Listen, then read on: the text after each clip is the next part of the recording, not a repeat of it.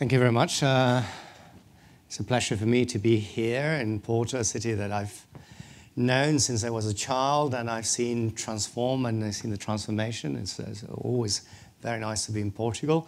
And I'd like to thank EDULOG for hosting this conference on such a relevant topic, and also, of course, the organizers, Madalena, Fonseca, and Fratesi, who have so kindly, despite sometimes my reluctance to reply to emails, lured me into the conference here. What I'm going to talk about is a topic that is slightly different from what it is in the program, but after hearing what Madalena said and after hearing what Hugo has said, it actually fits exactly on what the problems they are highlighting and how policies may or may not be working. And I think this idea of how institutional change affects development, economic development in Europe, and particularly in the regions of Southern Europe, is of great importance for two reasons. The first reason is you just have to listen to the previous two speeches to see that, on the one hand, what we have seen is we've gone over almost 30 years of strong investment by European funds in the development of the less developed regions of Europe, particularly in Southern Europe. And the result is, on the one hand, as Madalena was saying, frustration.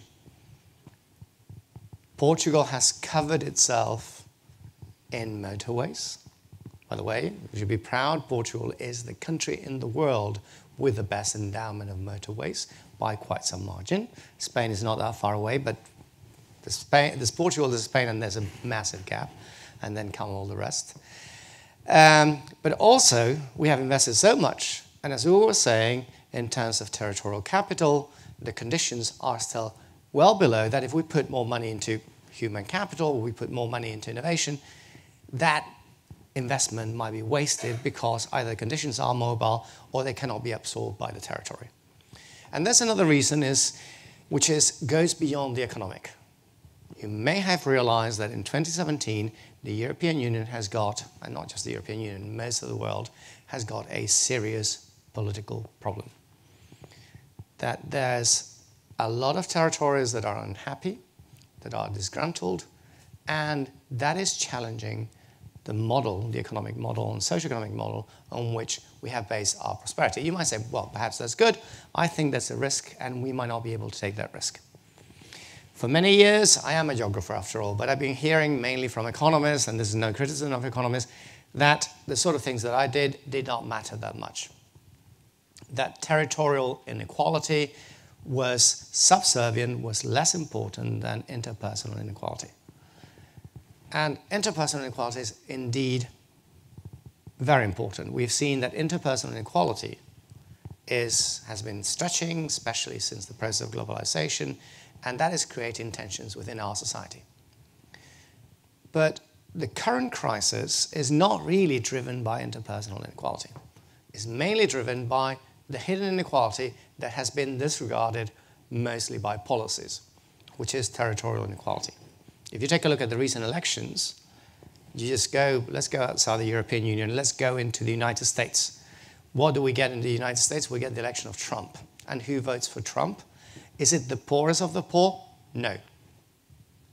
The poor people living in a ghetto in Philadelphia voted for Clinton, as did those in Detroit, as did those in San Francisco, in Los Angeles, or New York. Every single city of more than 1 million inhabitants in the US voted for Hillary Clinton. The places and the people that voted for Trump were mainly in old, industrial, declining, and rural states.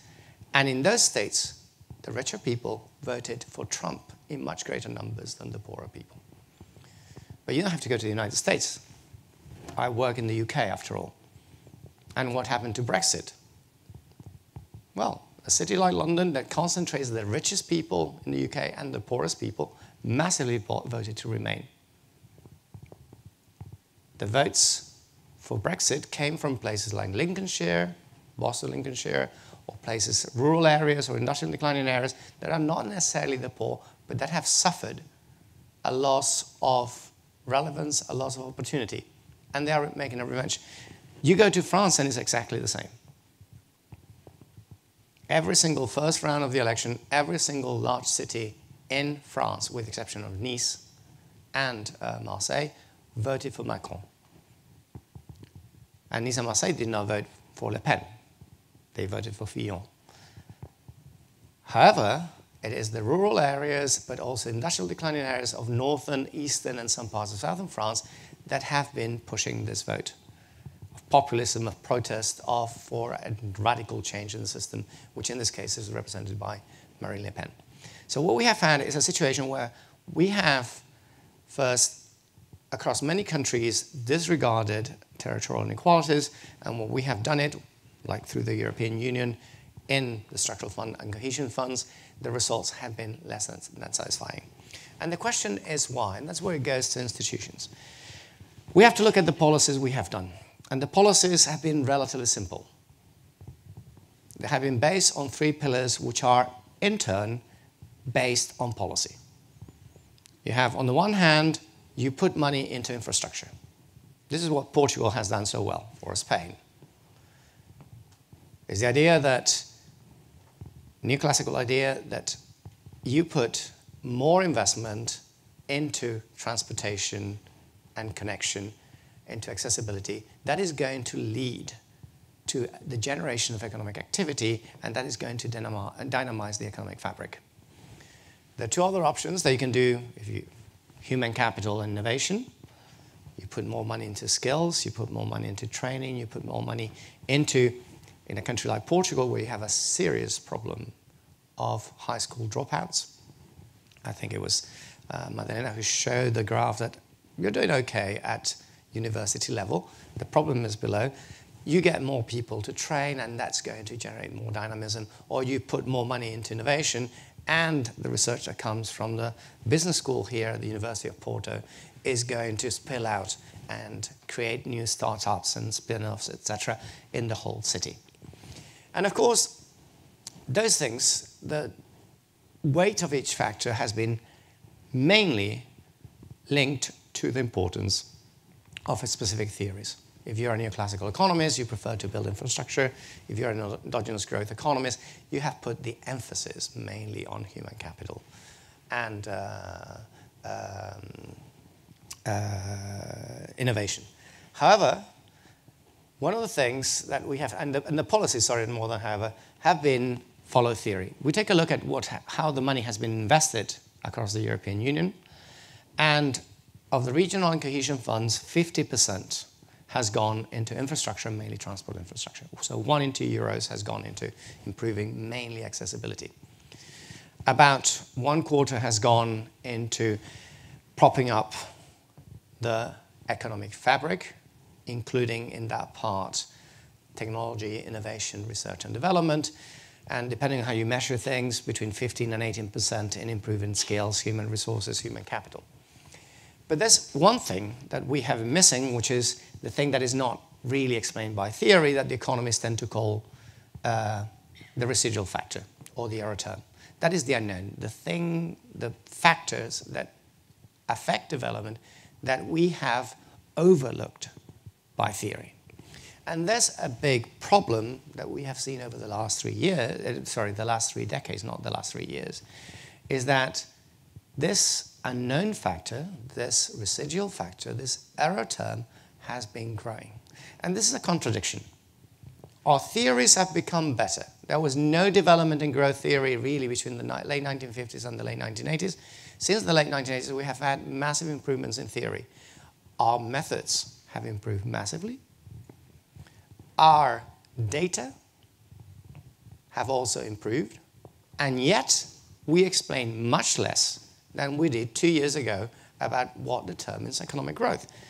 And in some cases, it's extreme. You go to the case of Italy, and this is no criticism to Italians or Italian economists. No one knows what drives economic growth in provinces in Italy or regions in Italy today, because there's factors that have not been captured by theory.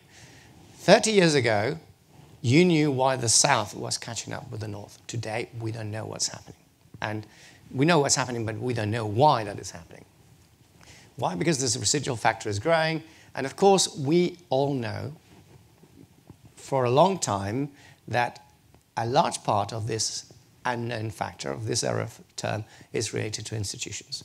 You have to go to the German sociologists of the 19th century, Tönnies, or you have to go to Max Weber, early 20th century. They will tell you it's all about institutions, it's all about culture, it's all about how the norms, the structures that Madalena was talking about.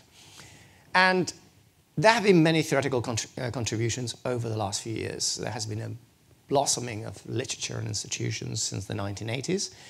There has been better measuring of institutions at the national level, especially by the World Bank, the OECD, and others, mainly since the mid-1990s, but it has been done at the national level. At the regional level, we had a black hole.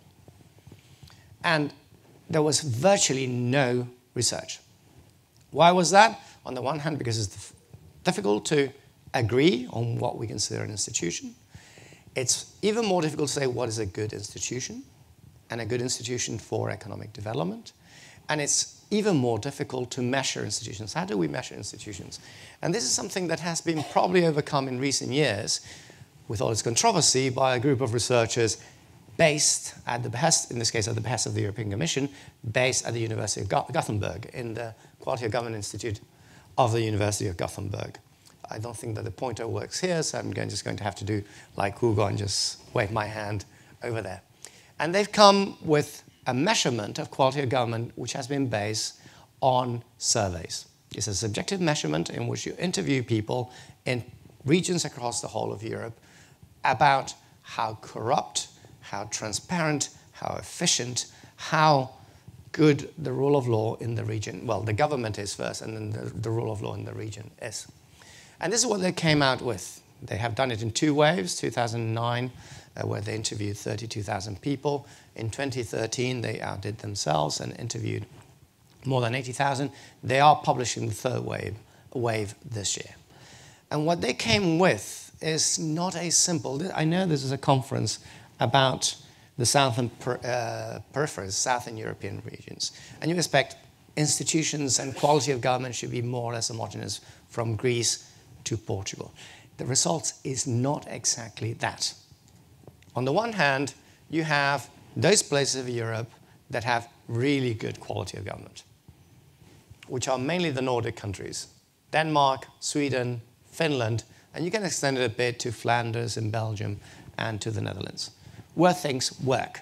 I do have a sort of part-time position in Norway, which is not there, but you can imagine it would be in the same color. In the last 8 years, I haven't had to deal with administration once. They tell me this is what you have to do, and that's it. And I don't have to, and I spend about 5 minutes a year dealing with administration. All the rest works extremely well and extremely efficiently. And that's one anecdote, but it does come, it shows that it seems to work.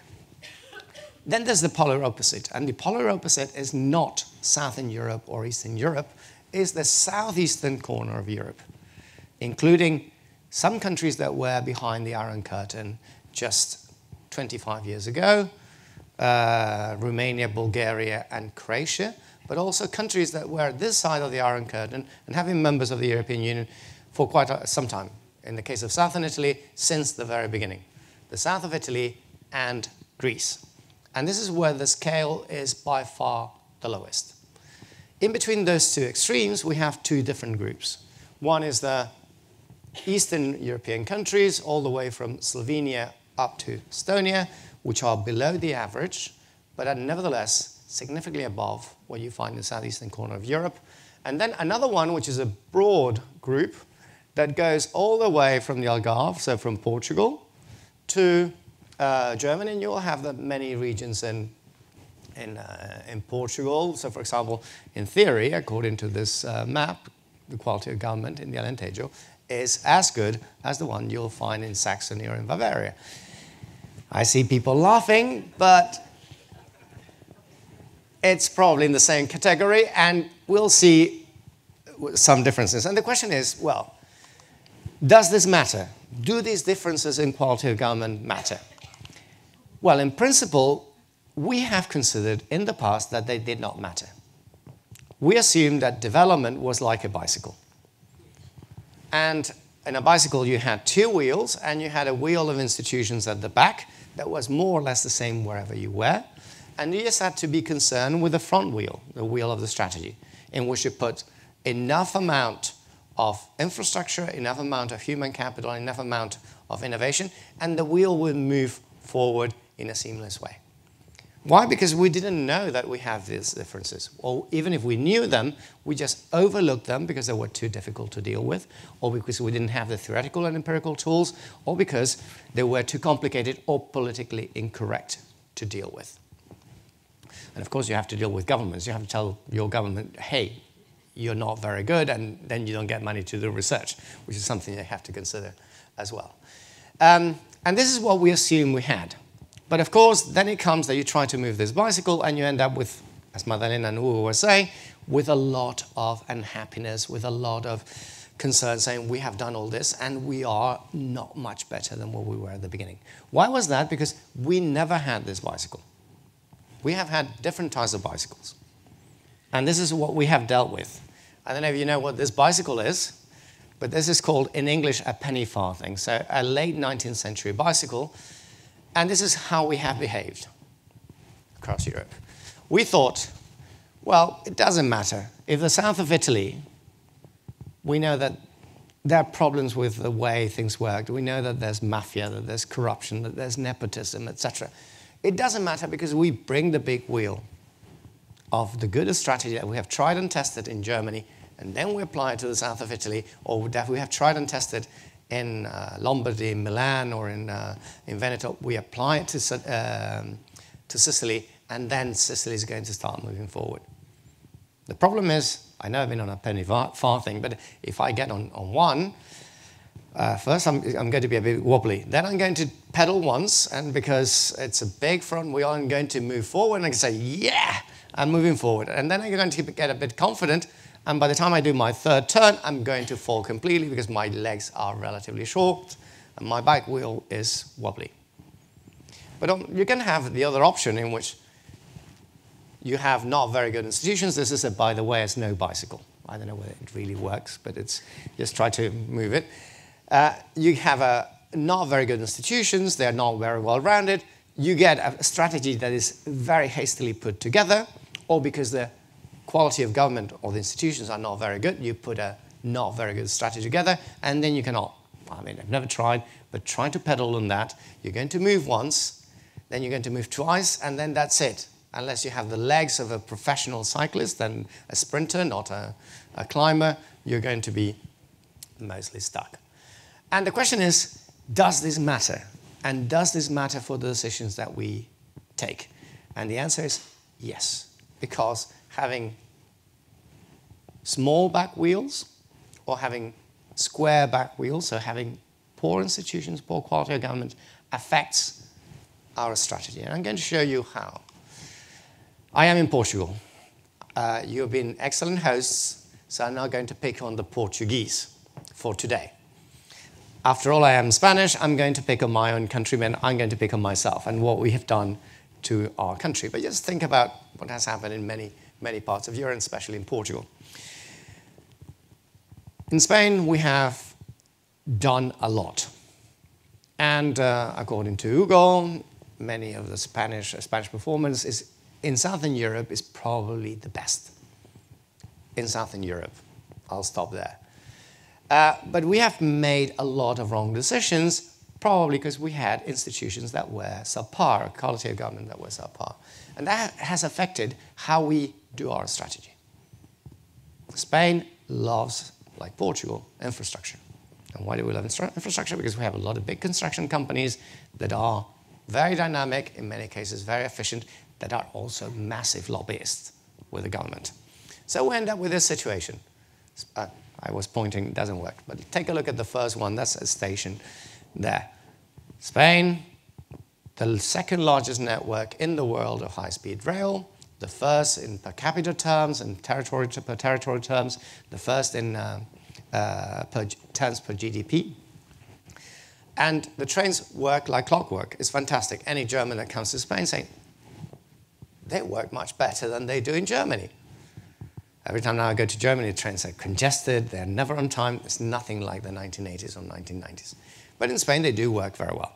The problem is that because successive governments, regardless of ideology, have decided to pave the whole country with high-speed rail, trying to connect every single, they haven't done it yet, and let's hope they don't do it, every single provincial capital to Madrid by high-speed rail. And of course, when you have provincial capitals of 30,000 people, it doesn't make sense.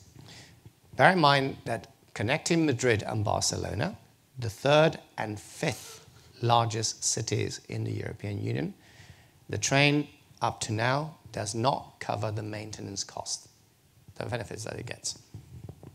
So connecting a city of 6.4 million to a city of 4.5 million, and it's still not bringing returns. But when you start doing all that willy-nilly, you end up with that sort of situation. This is the Expo station in Seville. Opened in 1992, it has seen one high-speed rail train in all its time, which was when the King and Queen of Spain in 1992 went there to open the Expo, and that's it. You're going to have John Edwards from the IPTS. Every time I go to Seville, I now take the taxi, but one day I said, I'm going to take the train to go to see this station. There was one train an hour, it was a local train, and by the time I got to that station, I was the only one. And it was late September, it was hot in Seville, the shades were down, so I had to lift everyone because there was no one at the station also to do those things. But also, when you take a look here, this is El Jueves, which is a satirical Spanish magazine like Le Canal Enchaîné. I think most of the audience here being Portuguese, I won't have to translate it, but just in case. It talks about the AVE, which is the high-speed rail between Toledo, Cuenca, and Albacete, 3 cities to the south of Madrid, the biggest one, Albacete, 150,000, that was put in place in 2010 and was suppressed, was closed in 2011. And why was it closed? Well, it's clearly explained there. Maintenance cost was 18,000 euros per day. Average passenger traffic per day, 2 trains, 1 in each direction per day, was 9. Not 90, not 900, it's 9. And then, of course, the day it was closed, the Spanish television went into the train. There were many more reporters than passengers. And they interviewed the passengers, and the passengers said, this is outrageous, it's a public service, we're paying for it. And of course, the problem is, it would have been much cheaper to subsidize those people to go by helicopter every day for the rest of their lives. I work in London, I am originally from Madrid. London is a city that is, depending on how you define the city, is double the size of Madrid. And in surface is much bigger. Double the size in population in surface is much bigger because it's a less dense city. London has got 1 ring road. Madrid, and think about Lisbon. When I land in Lisbon, today I couldn't see much of Porto because it was cloudy. But every time I land in Lisbon, I'm just surprised by the number of motorways I see there. Everywhere there are highways. But when I land in Madrid, it's the same. In Madrid, we have 1 ring road, 2 full ring roads. We have a 3rd ring road that is going to be finished, including one of the longest tunnels in Europe under a natural park. And then in some parts of Madrid, we have 5 ring roads. And on top of that, we have motorways going in every direction. And because we Spanish like to go, or we people from Madrid on Fridays like to go to the mountains or to the sea, they get congested every once in a while. So let's build, through PPP, toll motorways that go in parallel. The problem is because I mean, it's a big city, but there's far too many infrastructure. These motorways are used by no one. So the toll companies are all bankrupt. They have been bailed out by the Spanish state that has to pay first to build the motorways and second to bail out the companies that are bankrupt. And then we have the cases of airports. Spain is a big country. But it's a country that has 45 million, which is possibly 46 million. A bit less than 3 times the Netherlands. In the Netherlands, there's 1 airport, international. Well, there's Eindhoven, there's Groningen, but they're absolutely tiny. In Spain, we have 50-something airports, of which 48 are public airports. The bottom 10 have a passenger ratio per year of less than 10,000. Make the quick calculations, that's 25 passengers a day.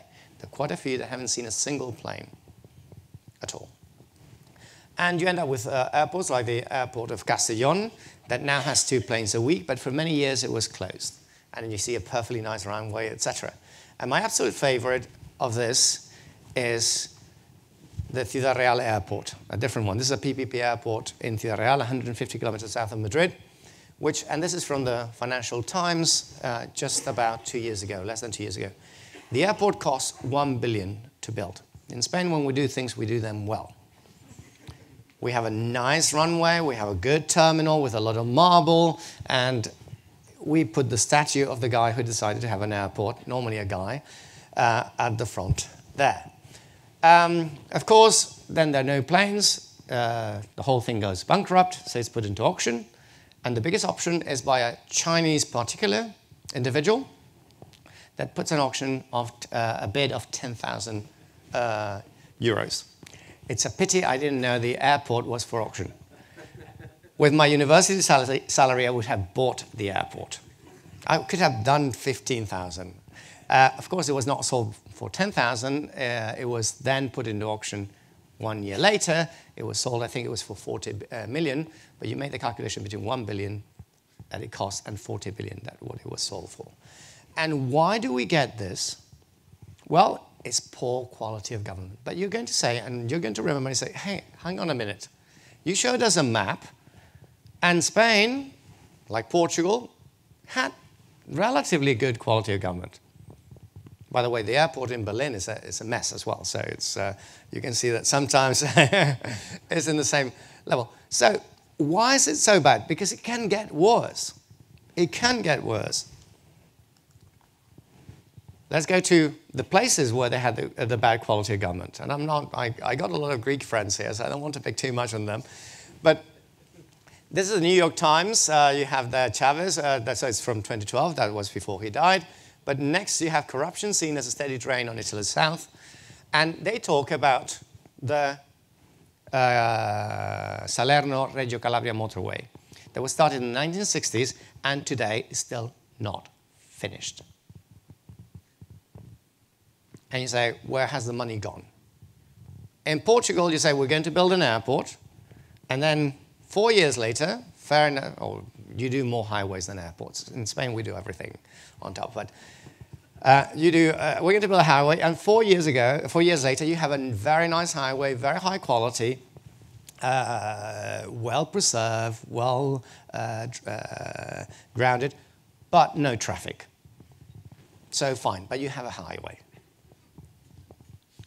In that many of these parts, you say, I'm going to build a highway, and then 4 years later, you have no highway and no money. So that's an issue.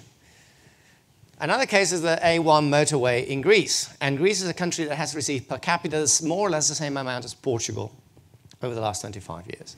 And that highway that was already started in the 70s, since 1989, receiving a lot of funding from the European Union, which is co-funded, so also the Greeks have to put quite a lot of their own money into it, was only finished last month, in April 2017.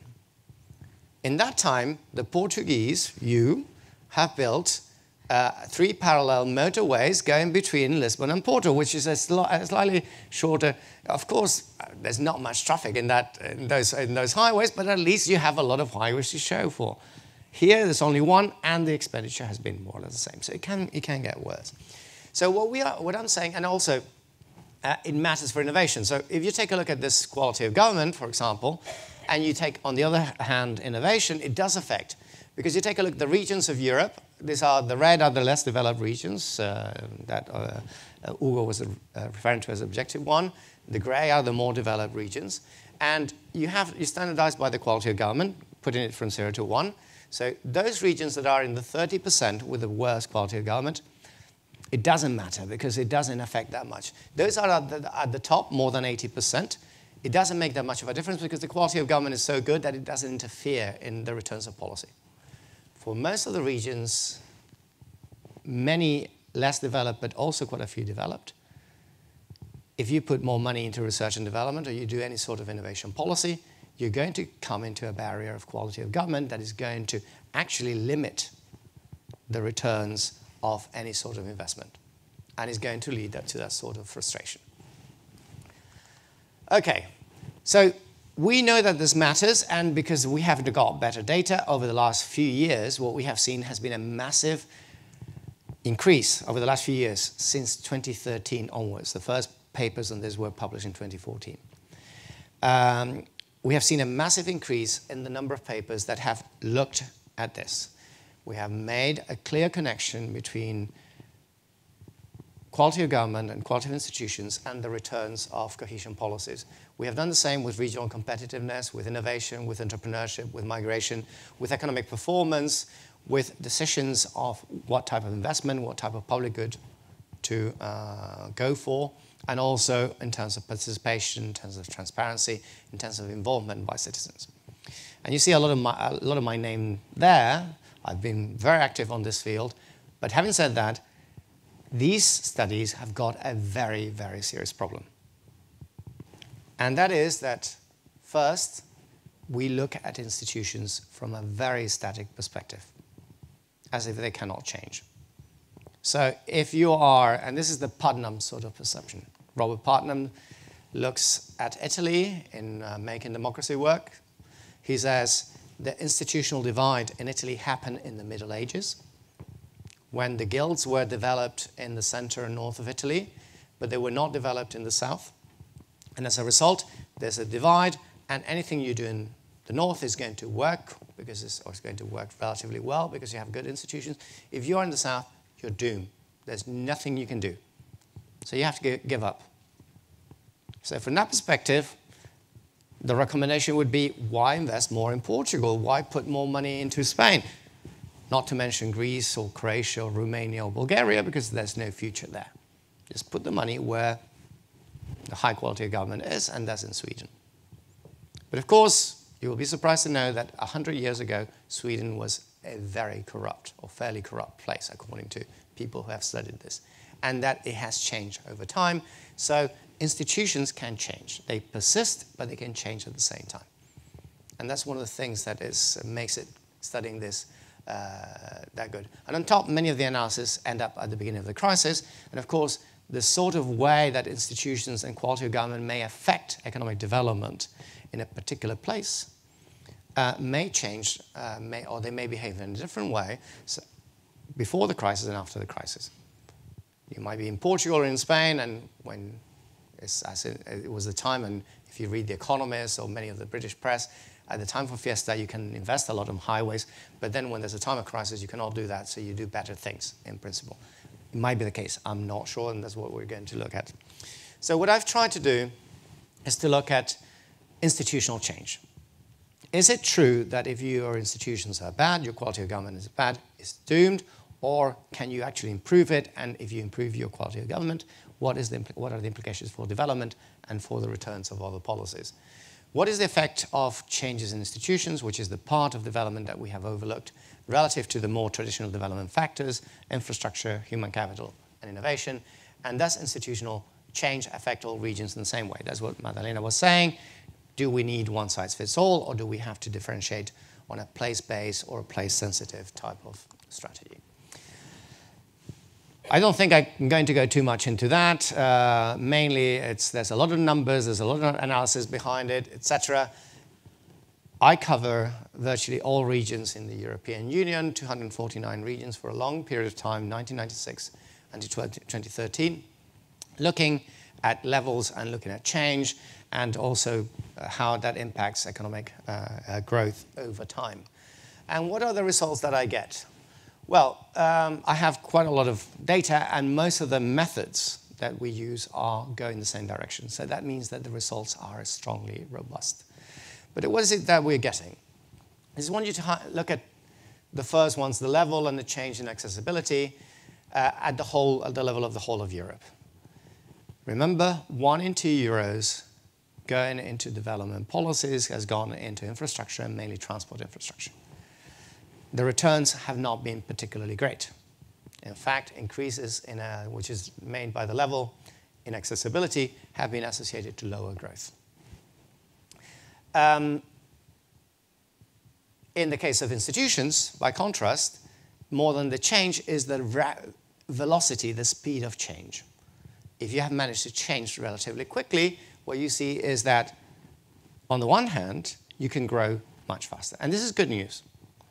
If you have poor institutions, you're not doomed per se. The problem is not having weak quality of government. The problem is the inability or the unwillingness or the incapacity to improve your quality of government. If you are, let's say, Calabria in the south of Italy, and you change nothing, then you're doomed. If you're Basilicata, which by no means is the most dynamic region in Italy, but it's more, and there's some change at the institutional level, or if you are Puglia, which is Puglia, another region that have done much better, has been because the institutional quality, the quality of government has improved significantly in those regions. This is another method just to show that the results are exactly the same. It's not that you see in the same slide twice. It's mainly the idea. So in fact, the key message that comes is that the whole of Europe, these institutions matter, and institutional change matters even more. But what happens to the regions that we're concerned with, the less developed regions of Europe? And what we get, and just highlighting the two, improvements in accessibility in the periphery, even in a much more stronger way than when we include all the regions, are associated to actual drops in GDP per capita. So that's something to reflect. In Portugal, like in Spain and in many other parts, you have invested a lot in improving accessibility. What's the point in improving accessibility when you have, as Uwe was saying, a lot of other deficiencies in terms of territorial capital?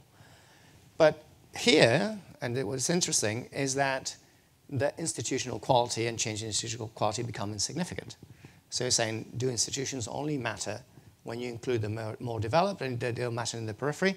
Well, the main issue is because in the periphery, we are including apples and pears. We're including regions that are radically different in their history, in their structure, in their economic capacity, in their economic potential. And this is something that has been highlighted by the European Commission, that has divided the periphery into a southern fringe, which are the low-income regions, and into an eastern fringe, which are, the southern fringe, which are the low-growth regions, and into an eastern fringe, which are the low-income regions, which have behaved in very different ways. I in whatever indicator you look at, there are significant differences, but I just want you to take a look at this one, in which, on the one hand, the regions in Bulgaria, Romania, Hungary, and Poland have grown above average. They have done much better than those of the rest of the European Union, but they remain poor. So they have got still significant shortages in endowments. On the other hand, the regions of Portugal, Spain, Greece, and Italy, you see they're all together because they bundle together, have behaved in a more or less similar way. Spanish regions have done a bit better. The worst performers are the Greek regions. What you see is that they're much richer, but they have performed much worse. So what happens if we divide these two groups into, and what is the role of institutions for the development of those two groups? Let's start with the south of Europe, which after all is what we are concerned here. What we get here is a very, very interesting result. More accessibility and much greater increase in the speed of accessibility, the sort of thing you build more and more quickly, which is Portugal and Spain. What you get is actually less growth. Change in human capital and innovation, in which we invest much less. I remember I gave you the average 1 in 2 euros in the European Union has been invested in transport infrastructure. In Portugal is close to 3 out of 4, which is the most extreme. We invest much less in human capital and innovation, yet human capital and innovation in the south of Europe seem to work. And it's changed more than the speed of change.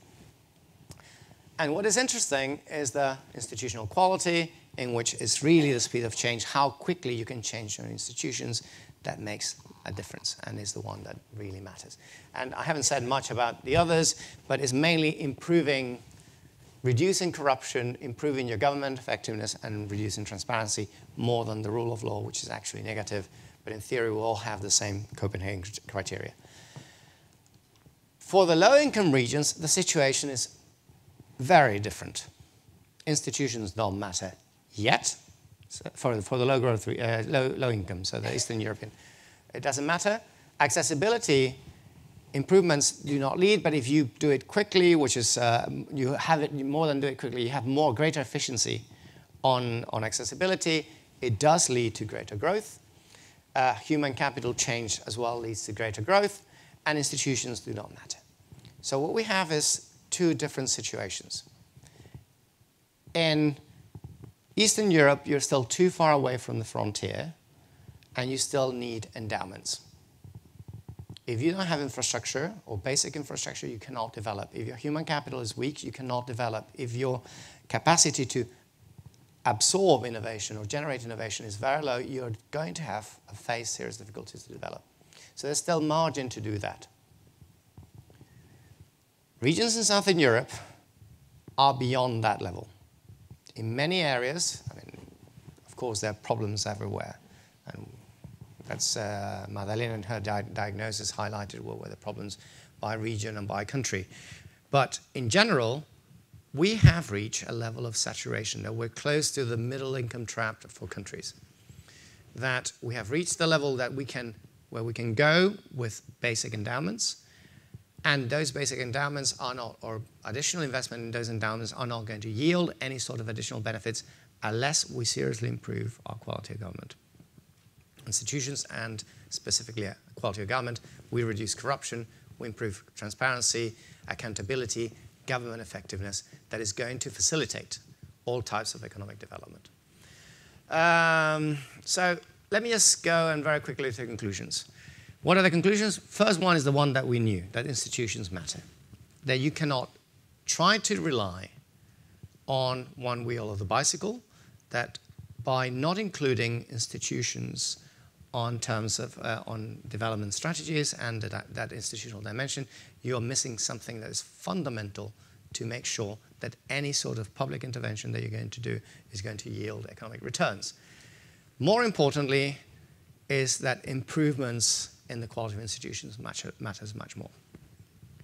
That you cannot say, so Greece has poor government, there's nothing we can do about it. Yes, you can do it. And things are happening. You take some countries in Europe that are doing extremely well.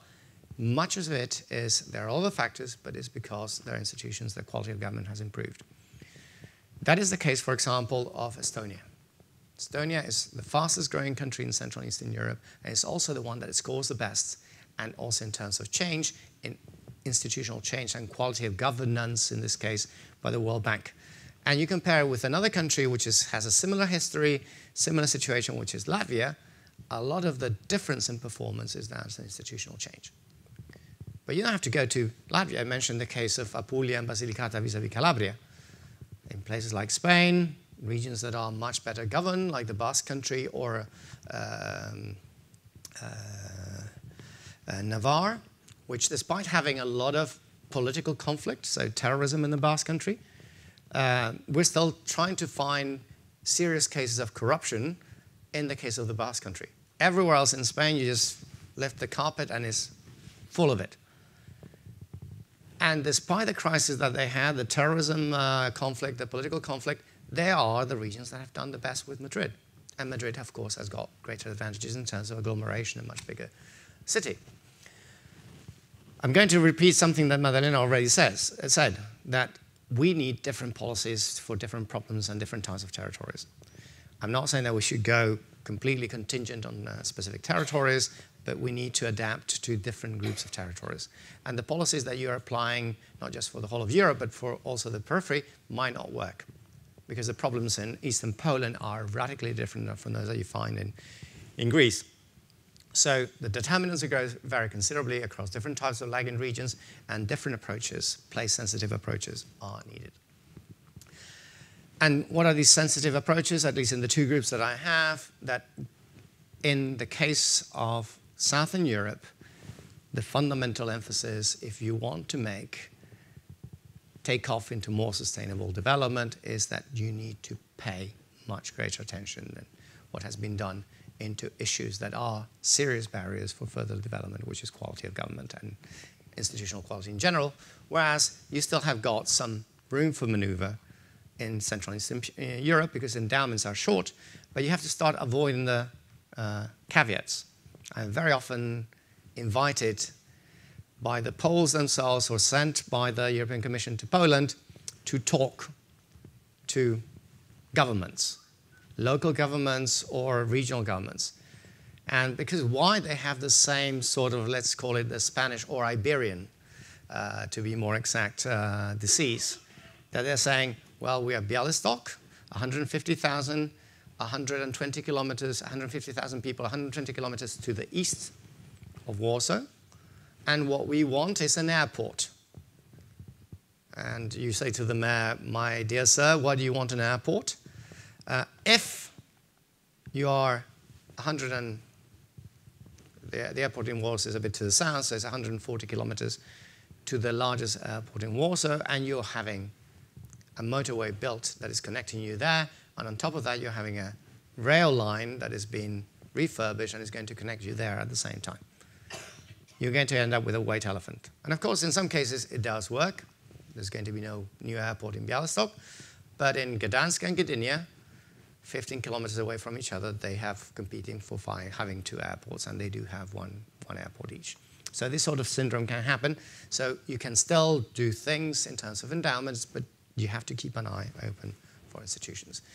Because in a period in which business as usual is no longer an option, we have not just dissatisfaction that the returns of policies are not enough, but that dissatisfaction is yielded into a system that can lead to a much worse situation in which not just economic stability is threatened, political stability, and even the whole idea of a Europe at peace might be put in charge. If we keep on saying, yeah, we're going to use our scarce resources to move the bicycles that we know are not going to work, we're going to have a serious problem. What we need to make sure is that we make modest bicycles work and work in the right way and allow these bicycles to move forward in order to generate more innovation, more productivity, more growth, better jobs, and more opportunity for every European, regardless of where they live. Thank you very much.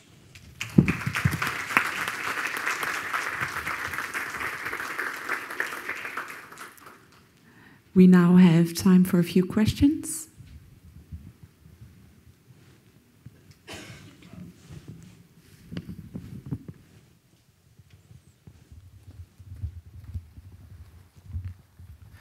Okay, thank you. Thank you for very interesting presentation and very interesting results on these differences between different types of lagging regions. And I'd like to ask you to comment a bit more on the interrelationship between formal and informal institutions, because even when the government is enlightened, there may be resistances from the informal institutions. So I was speaking with a counselor a few weeks ago who told me her frustration in finding that she was not able to implement new good strategies because of the resistance of the civil society of her region.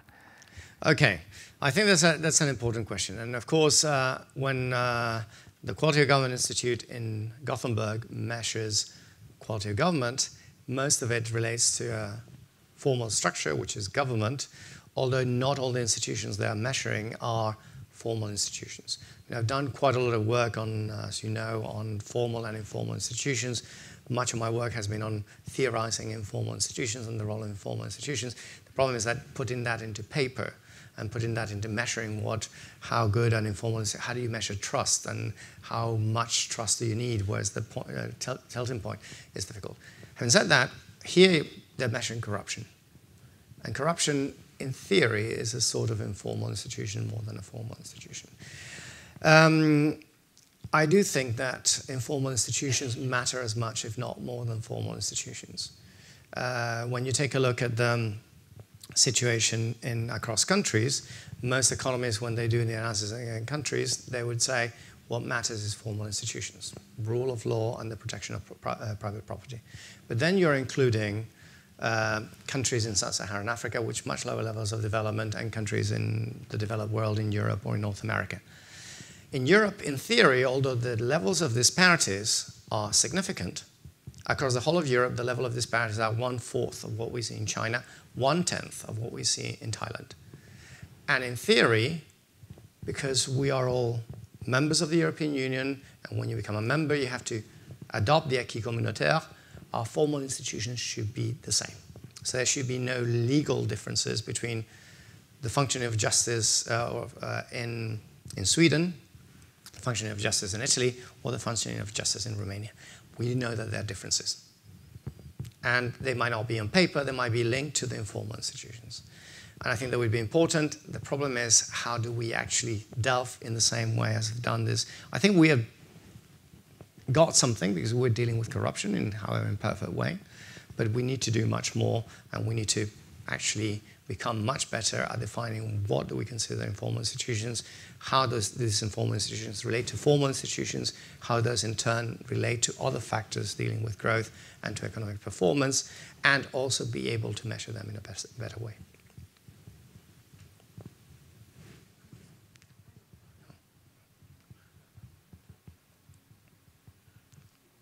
Yeah.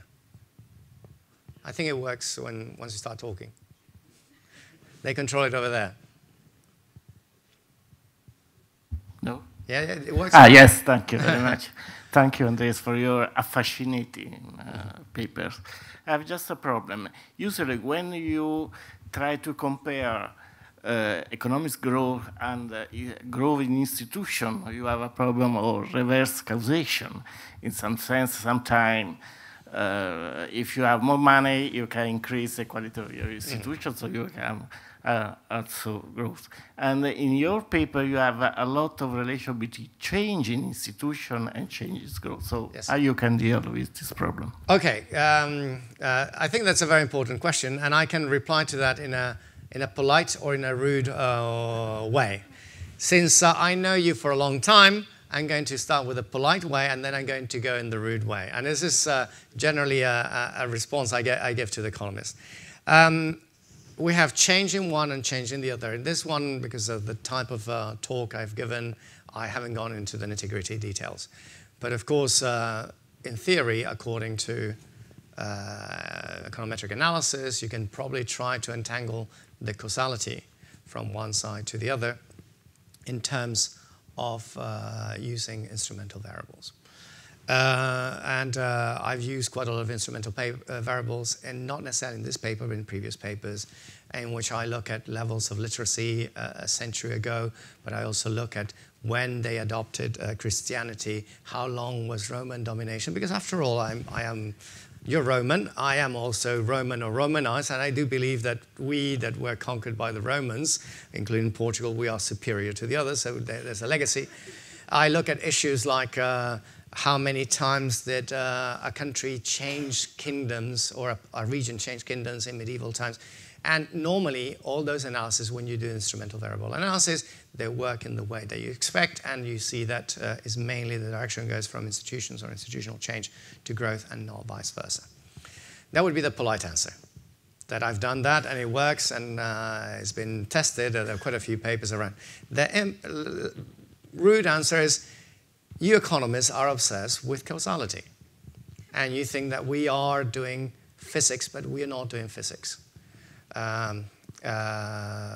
First, I think that dealing with causality through instrumental variables is not the right way, that it has to be theoretical, that why should we, I can think that change in institutions might affect growth. There's a case for growth affecting change in institutions, but it's because if you think that institutions change more slowly, it might not be immediate, and it might be persistent. But more importantly, I think this is the most important factor, is that what we need to understand is how both things change simultaneously, more than trying to say, as if we were in a lab, that this factor influences on this in this way and then the other in that way. Because by doing that, what we're missing is a large chunk of what is really happening. As I said, unfortunately, society is not like a lab. And the sort of control experiments that are so fashionable now in economics very rarely can be really describe what is really happening on the ground. I know that you disagree, but... Thank you for your presentation. It was fascinating to hear you so centered on the quality of institutions as explaining factor for lagging regions in special. But I have some questions for you. One of them is, why have you forgot to speak about governance? Is not so relevant as the quality of each institution? First question. The second is, how do you see institution improvement in the multi-institution network and multi-scalar policies? And the last question is there any relation between the quality of the institutions and the quality of the government if you have a more centralist approach or a more decentralized approach? Okay, I know that time is of essence because you all want to have lunch. But let me just go, why don't I talk about governance? It's not that I don't want to talk about governance, it's that there's a lot, when you talk about institutions, there's a lot of confusion. And governance mainly relates to informal sort of arrangements in which you actually govern economic activity in a territory. Government is more concrete about a structure. And it's not my term. This is a term that has been discussed by mainly Bo Rothstein, who is one of the key experts on governance in the world, who was one of the leaders of this. Now he's a professor at the University of Oxford. And he said that they are really measuring government. Having said that, the World Bank uses the same sort of criteria at national level, and they call it the global governance indicators. I think it's probably better, I would be on the Bo Rothstein, because we're measuring individual things. Governance is about relationships. And at the moment, we're not measuring the relationships. The second thing is the multi-level governance. How can it affect institutions? I think multi-level governance can have a significant impact on how institutions work and how efficient your government can be, provided that when you have this multi-level, the governments that are on top are of a better quality than the governments that are at the bottom. Or even if the governments are, there are a lot of governments at the bottom that are of better quality than the governments on top, they affect how that changes. And I'll give you some indication. Poland and the Ukraine, even before, in 1989, had the same GDP per capita. Right before the war in the Ukraine, so I'm just taking away the effects of the war, Poland had 3 times the GDP of the Ukraine. A lot of it might be through institutional improvement linked to being a member of the European Union. Having said that, a country like Poland, and this is what we're seeing now, can regress to having, let's say, quality of government that is less strong than what it was before. So it's not going in just one direction, it still can go in different directions.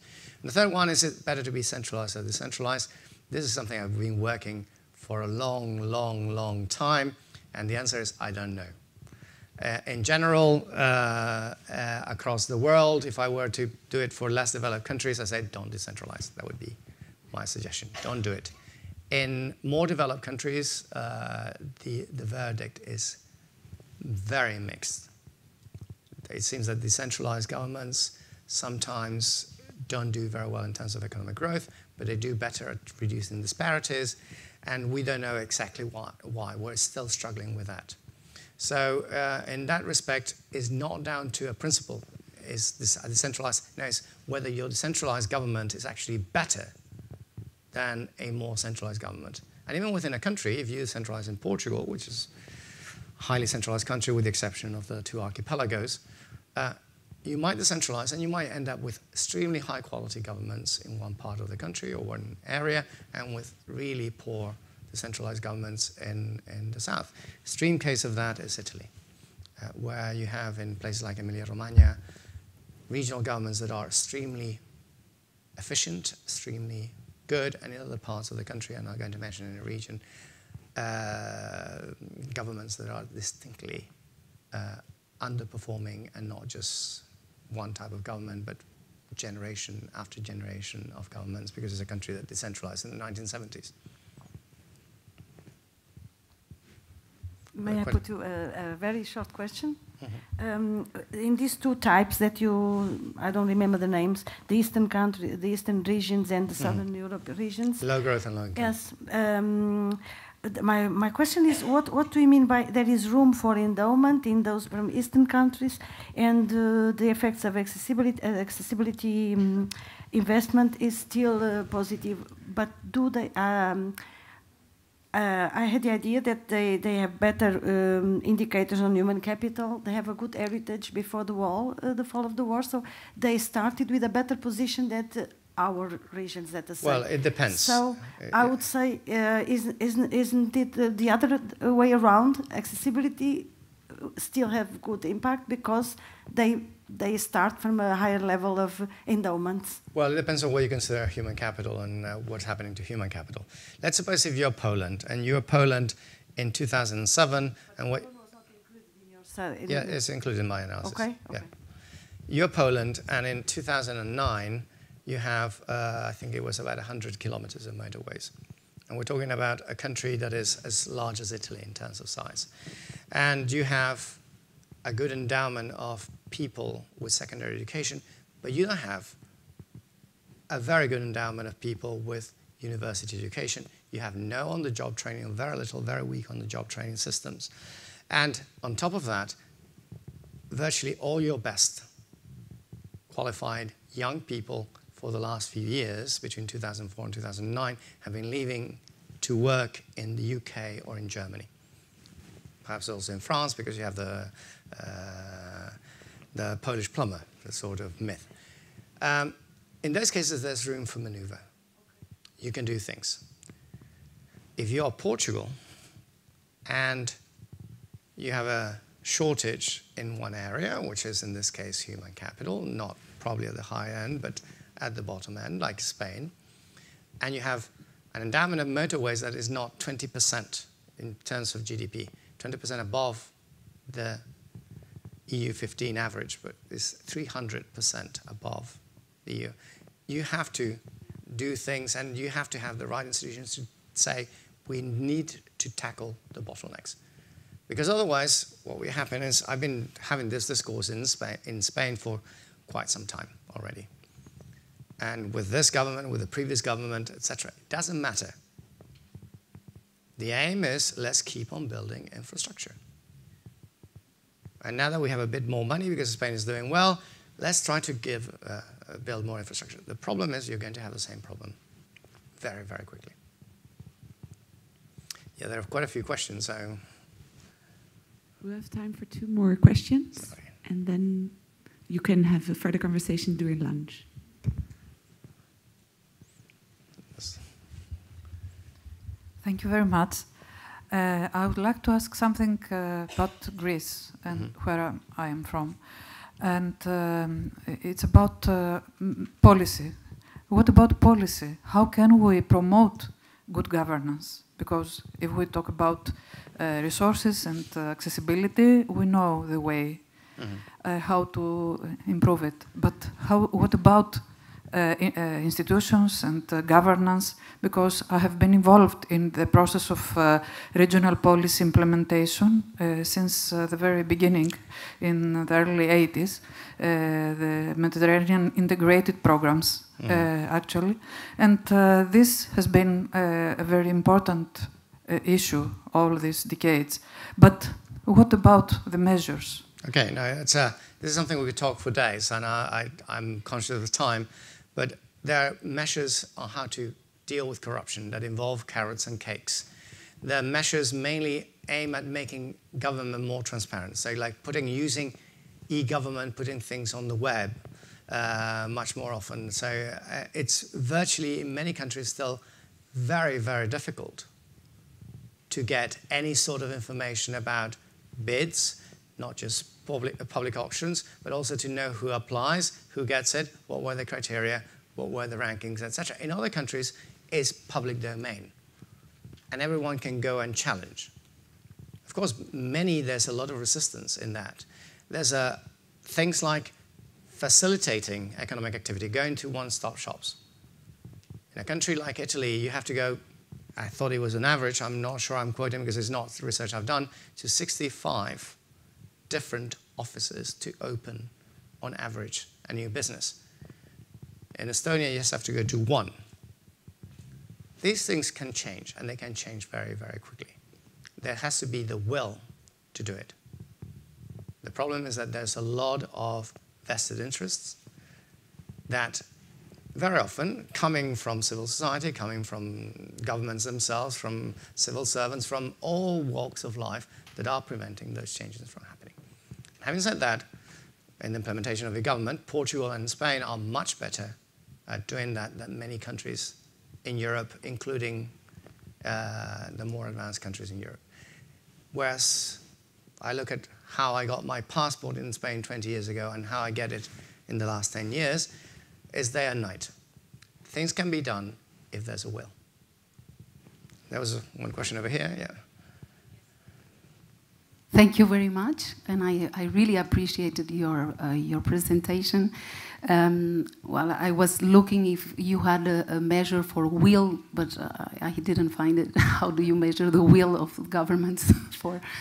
But it's just a joke. I just want to ask you, how do you measure the level of government effectiveness? Well, or the change of government effectiveness? Okay. On the will, I cannot measure the will, but the will doesn't come from governments. If I'm COSI and I have pressure, I don't change. If my university doesn't tell me I have to publish or I have to do research, I do nothing. If there's some pressure and I might do something. And that pressure has to come from civil society. If civil society benefits from the system, in which you are all, so you get, if you have the, like in many parts of the south of Italy, the jobs come through personal networks, and if you're an outsider, no one cares because you don't have the personal networks, but more or less everyone ends up benefiting, albeit at a very low level of equilibrium, then there's going to be much less of a will to change. If there's strong demand and saying, like in many parts of Eastern Europe, we are completely fed up with corruption, we're not going to tolerate it anymore, then things can change. Sometimes they go to extremes, but things can change. On how I measure government effectiveness, I don't measure it. That's a good thing. It's done by the Quality of Government Institute. It's a survey in which they ask 16 questions that then are divided into, and is the perception of citizens about how effective and how transparent the government is.